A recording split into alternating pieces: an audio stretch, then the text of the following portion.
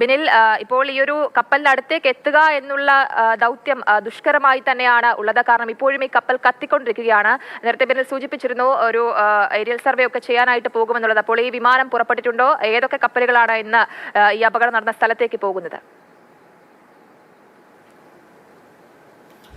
ജയലക്ഷ്മി, ഈ അപകട സ്ഥലത്തേക്ക് കൂടുതൽ കപ്പലുകളെ എത്തിക്കുന്നു എന്ന് കോസ്റ്റ് ഗാർഡ് വ്യക്തമാക്കുമ്പോൾ തന്നെ അതിന്റെ വ്യാപ്തി എത്രമാത്രം എന്നത് നമുക്ക് മനസ്സിലാക്കാൻ കഴിയും. ഇന്നലെ രാത്രി മുഴുവൻ ആ കപ്പലിനെ തീയണയ്ക്കാൻ എന്തെങ്കിലും ചെയ്യാൻ കഴിയുമോ അതിനുള്ളൊരു പരിശ്രമമാണ് കോസ്റ്റ് ഗാർഡിന്റെ 2 കപ്പലുകൾ അവിടെ ചെയ്തുകൊണ്ടിരുന്നത്. പക്ഷേ അതിന്റെ കൃത്യമായ ഫലസൂചനകൾ നമുക്ക് കുറച്ചുകൂടി കഴിയുമ്പോൾ മാത്രമേ വ്യക്തമാകുകയുള്ളൂ. ഏരിയൽ സർവേ നടത്താൻ തീരുമാനിച്ചിരിക്കുന്നത്, അതായത് ആ കപ്പലിന്റെ ഇപ്പോഴത്തെ അവസ്ഥ എന്ത് എന്നത് സംബന്ധിച്ച വ്യക്തത വരുത്താൻ വേണ്ടിയാണ്. കാരണം ഈ കപ്പലിന്റെ ഒരു സേഫ് ഡിസ്റ്റൻസിൽ, അതായത് ഒരു നിശ്ചിത പരിധിക്ക് പുറത്ത് നിന്നുകൊണ്ട് മാത്രമാണ് കോസ്റ്റ് ഗാർഡ് കപ്പലുകൾക്ക് ഇപ്പോൾ ഓപ്പറേറ്റ് ചെയ്യാൻ കഴിയുന്നത്. കാരണം ആ കണ്ടെയ്നറുകൾക്കെല്ലാം തീപിടിച്ചിരിക്കുകയാണ്. അത് വലിയ ഉഗ്ര ശബ്ദത്തോടുകൂടി പൊട്ടിത്തെറിക്കുന്നു. അങ്ങനെയുള്ളൊരു ആ സ്ഥലത്തേക്ക് മറ്റ് കപ്പലുകൾ എത്തിച്ചാൽ ആ കപ്പലുകൾക്ക് കൂടി അപകട സാധ്യതയുള്ളത് കൊണ്ട് തന്നെ ആ ഒരു സേഫ് ഡിസ്റ്റൻസ് കീപ്പ് ചെയ്ത് മാത്രമേ അവർക്ക് മുന്നോട്ട് പോകാൻ കഴിയൂ. അതുകൊണ്ടാണ് ഈ കപ്പലിലെ തീ അണയ്ക്കുക എന്നതൊരു ദുഷ്കരമായ ഒരു ദൗത്യമായി തന്നെ മാറുന്നത്. ഇപ്പോൾ വിദഗ്ധർ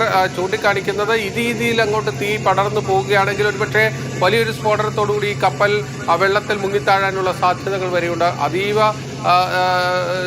തീപിടിക്കൽ സാധ്യത കൂടുതലുള്ള ദ്രാവക വസ്തുക്കൾ അടക്കം ആ കണ്ടെയ്നറുകളിൽ ഉണ്ട് എന്നതാണ് മനസ്സിലാക്കുന്നത്. അതുകൊണ്ട് തന്നെ ആ കപ്പലിലെ തീ അണയ്ക്കുക എന്നത് ഒട്ടും എളുപ്പമായിട്ടുള്ള ഒരു കാര്യമല്ല. അതേപോലെ തന്നെ ഈ ഒരു കപ്പൽ പൂർണ്ണമായിട്ടും കത്തി നശിച്ച് ഈ കടലിലേക്ക് താഴുകയാണ് എങ്കിൽ അതുണ്ടാക്കുന്ന പാരിസ്ഥിതിക ആഘാതം അത് വളരെ വലുതല്ലേ ബിനിൽ? തീർച്ചയായും ഈ കപ്പൽ കടലിൽ കത്തുന്നു എന്നതിനോടൊപ്പം തന്നെ നമ്മുടെ തീരദേശത്തെ ആശങ്ക അത് വലുതായി വരികയാണ്. കാരണം ഏതാണ്ട് 88 നോട്ടിക്കൽ മൈൽ അകലെയാണ് ഈ അപകടം നടന്നതെങ്കിൽ പോലും നമ്മുടെ ആഴക്കടലിൽ നമ്മുടെ മത്സ്യത്തൊഴിലാളികൾ അവർ മീൻ പിടിക്കാൻ പോകുന്ന മേഖലകളൊക്കെയാണ് അതൊക്കെ. അവിടെ ആ ഒരു പരിസരത്ത് ഇത്രയധികം രാസവസ്തുക്കൾ കടലിൽ താഴുകയും ആ എണ്ണ പടരുകയും ഒക്കെ തന്നെ ചെയ്തു കഴിഞ്ഞാൽ സ്വാഭാവികമായും നമ്മുടെ മത്സ്യസമ്പത്തിനെയാണ് അത് ബാധിക്കുന്നത്. അതോടൊപ്പം തന്നെ അതിൽ നിന്നുള്ള കണ്ടെയ്നറുകൾ തീരത്തേക്ക് ഒഴുകി വരാനുള്ള സാധ്യതയുണ്ട്.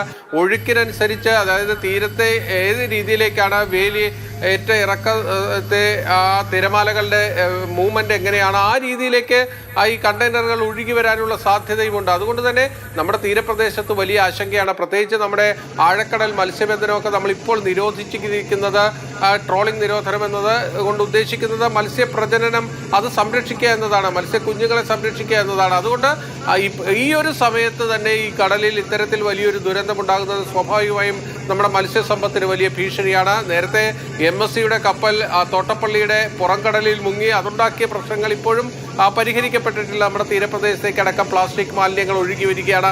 അതിൻ്റെയൊക്കെ വലിയ പ്രത്യാഘാതങ്ങൾ നമ്മൾ അനുഭവിക്കാൻ പോവുകയാണ്. അതിനിടയിലാണ് ഇപ്പോൾ ഈ ദുരന്തം കൂടി ഉണ്ടായിരിക്കുന്നത്.